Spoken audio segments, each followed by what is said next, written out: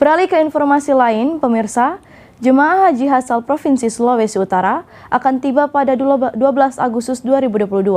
Setibanya di kota Manado, para jemaah haji tidak perlu lagi melakukan isolasi mandiri. Setibanya di tanah air, yakni di embarkasi Balikpapan, Kalimantan Timur, para jemaah haji asal Provinsi Sulawesi Utara akan melanjutkan perjalanan udara menuju ke Bandara Samratulangi Manado pada 12 Agustus 2022 nanti. Kepala Kantor Wilayah Kementerian Agama, Anwar Abu Bakar, mengatakan saat ini awal Agustus, jemaah haji asal Sulawesi Utara akan menuju ke Medina, Arab Saudi untuk mengikuti rangkaian ibadah ziarah. Rangkaian ibadah ziarah di Medina.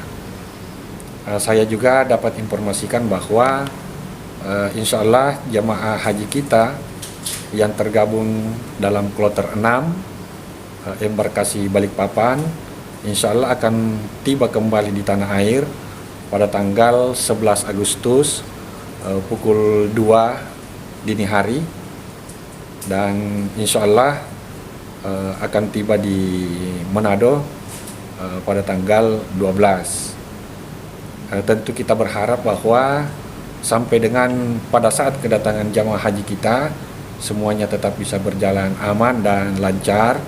Dan tentu kita harapkan bahwa jemaah haji kita semuanya bisa berada dalam keadaan sehat walafiat dengan menyandang gelar haji yang mabrur. Ia juga menambahkan jemaah haji asal kloter 6 asal Provinsi Sulawesi Utara yang berjumlah 322 orang saat ini dalam kondisi yang baik dan sedang mengikuti sejumlah rangkaian ibadah ziarah di kota Medina, Arab Saudi.